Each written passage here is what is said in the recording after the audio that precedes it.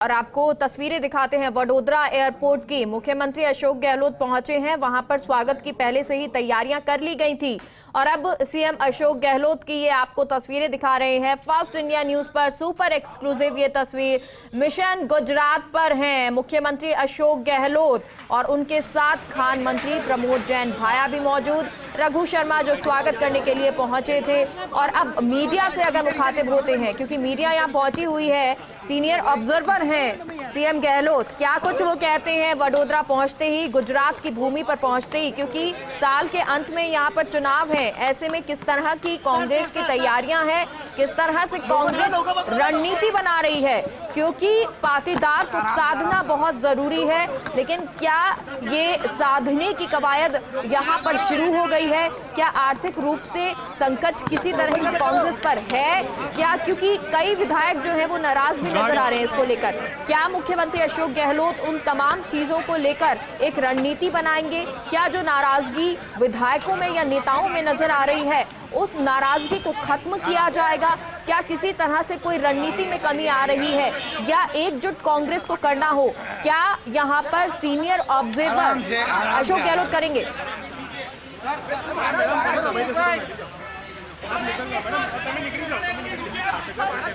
अरे एक मिनट, हमने निकल जाओ।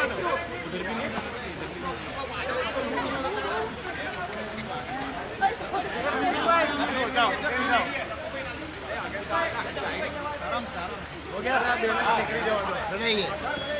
जादू राजस्थान के बाद अब गुजरात में भी चलेगा? देखिए, अभी तो मैं आया हूँ, हमारे यहाँ पर पहले से कैंपेन चल रहा है, हमें पूरा कॉन्फिडेंस है। पिछली बार भी अच्छी टक्कर हुई थी, 17 के अंदर भी। इस बार भी कोई कमी नहीं रखेंगे हम लोग। मजबूती के साथ में कांग्रेस कैंपेन भी करेगी, कामयाब होने के लिए हम कसर नहीं छोड़ेंगे। और यहाँ पर भी पूरे प्रदेश के अंदर जो हालात हैं, 22 साल से शासन इनका है, ये 22 साल में क्या प्रोग्रेस हुई गुजरात के अंदर आप सब जानते हैं। जो गुजरात मॉडल की बात किया करते थे वो तो प्रधानमंत्री बन गए। अब गुजरात मॉडल क्या है ये जनता के सामने आ चुका है। आपने हाल ही में कहा गुजरात मॉडल खोखला है, तो कितना खोखला है गुजरात मॉडल? गुजरात मॉडल खोखला था, वो तो खाली ऐसा माहौल बनाया गया देश के अंदर। गुजरात मॉडल वो मॉडल कुछ था ही नहीं। अब पोल खुल गई इस मॉडल की, जब मालूम है कि यहाँ पर सारी समस्याएं वैसे ही खड़ी है, लोग परेशान हैं और खाली मैनेजमेंट हो रहा है और कुछ नहीं हो रहा। कल आप आ नहीं पाए, आपके ही नेता कह रहे थे ये राजनीति है, उनको आने नहीं दिया, क्या कहेंगे?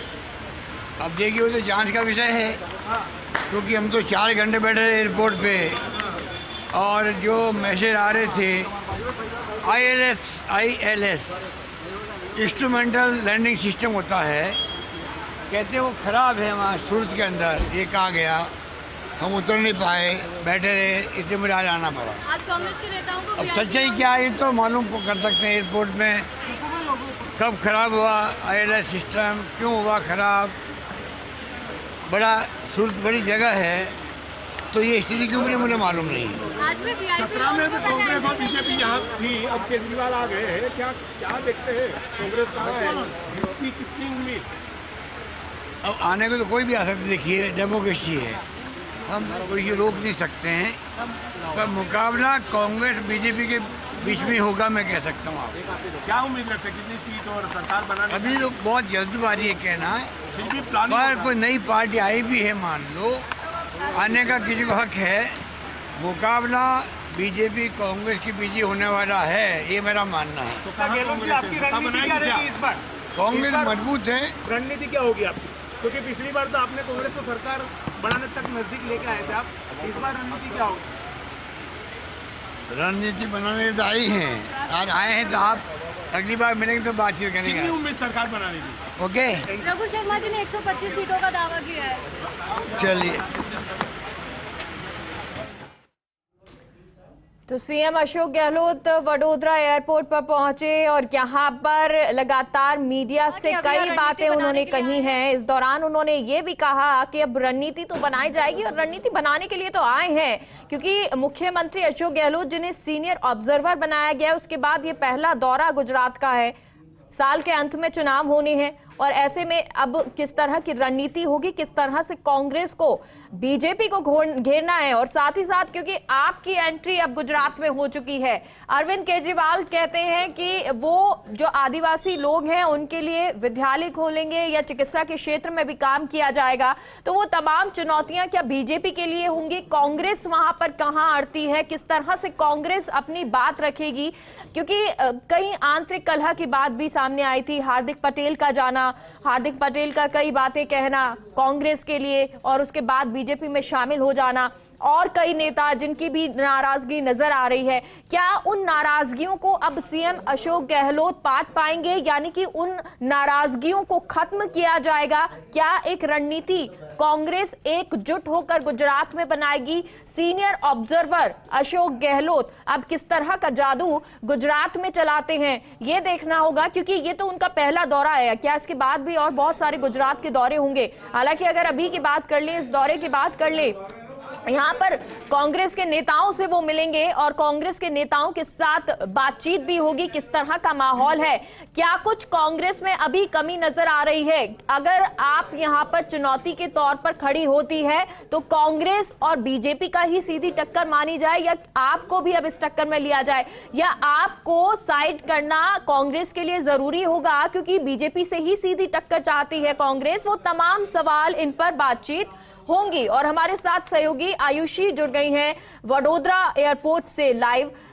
आयुषी, अभी मुख्यमंत्री अशोक गहलोत मीडिया से मुखातिब हो रहे थे, कई उन्होंने बातें कही हैं और कहा है कि अब रणनीति आने वाले समय में बनेगी, क्योंकि अभी तो हम आए हैं। ऐसे में आज क्या कुछ कार्यक्रम मुख्यमंत्री अशोक गहलोत का रहने वाला है?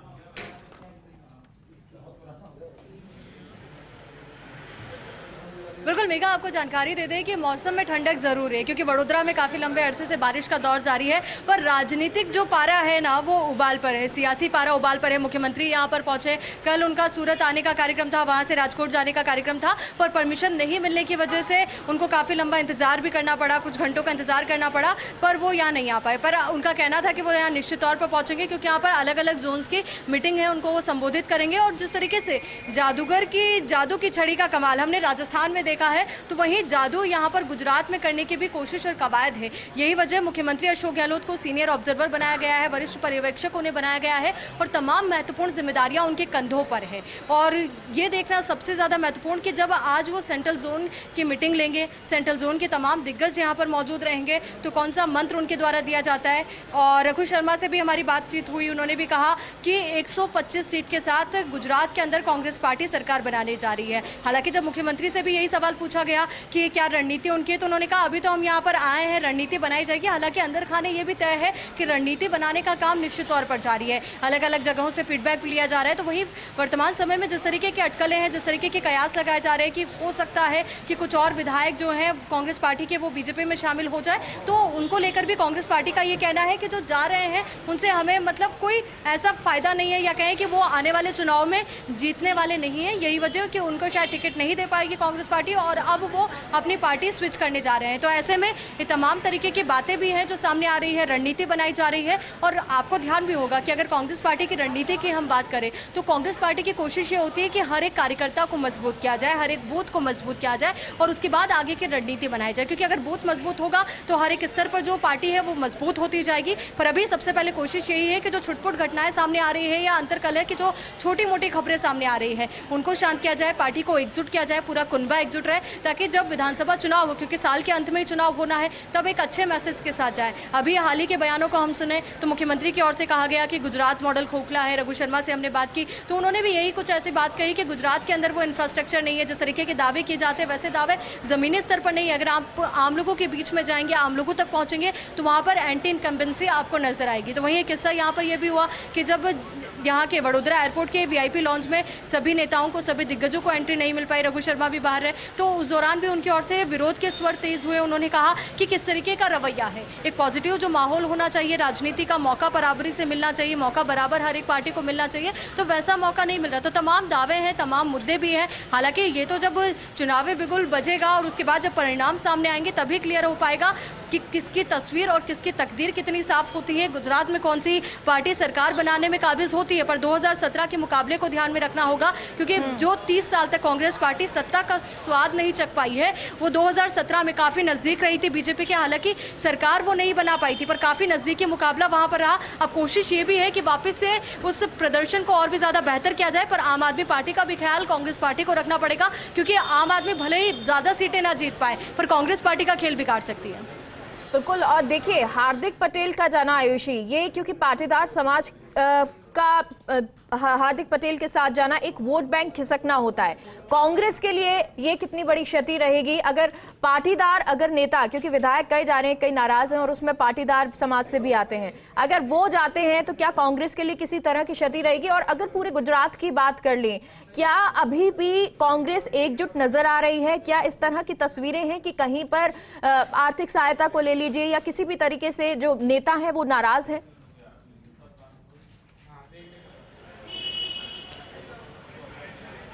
बिल्कुल, देखिए मेघा, इस तरीके की खबरें तो सामने आती ही रहती है और कई बार नेता अपनी जो खबरों में आने के लिए भी चाह होती है उसको लेकर भी कई बार इस तरीके के बयान देते हैं। हालांकि अब ये तो आने वाला वक्त ही तय करेगा कि कौन कौन पार्टी में रहता है, कौन कौन जाने वाला है। हालांकि हार्दिक पटेल एक युवा चेहरे थे, बड़ा चेहरा था, तो निश्चित तौर पर कुछ नुकसान तो हुआ है, पर उस डैमेज को कंट्रोल करने की कोशिश भी की जाएगी। यही वजह कि मुख्यमंत्री अशोक गहलोत यहाँ पर पहुंचे, उनके द्वारा वो उनका कोई रिप्लेसमेंट यहाँ पर ढूंढा जाएगा कि कौन उनकी जगह ले सकता है, कौन उनकी कमी को पूरा कर सकता है। और मुख्यमंत्री के कार्यक्रम को लेकर आपको अपडेट दे दें कि अभी यहाँ से वो सर्किट हाउस जाने का तय कार्यक्रम उनका बताया जा रहा है। उसके बाद जो सेंट्रल जोन की मीटिंग होने वाली है वो वहाँ पर पहुँचेंगे। वहाँ पर सेंट्रल जोन के जितने भी दिग्गज मौजूद रहेंगे उनको संबोधित करेंगे और उनके साथ रणनीति को लेकर के मंथन किया जाएगा, क्योंकि अब जैसे जैसे चुनाव नजदीक आएगा वैसे वैसे चेहरों को लेकर भी फाइनलाइजेशन करना होगा कि कौन से चेहरे होंगे जो कांग्रेस के टिकट पर चुनाव लड़ेंगे। क्योंकि एक सबसे बड़ा और अहम मुद्दा ये होता है चुनाव में कि कौन से चेहरों का चयन होता है, किस तरीके से चेहरे चुने जाते हैं और आगे किस तरीके की रणनीति बनाई जाए, कौन कौन से मुद्दे उठाए जाए,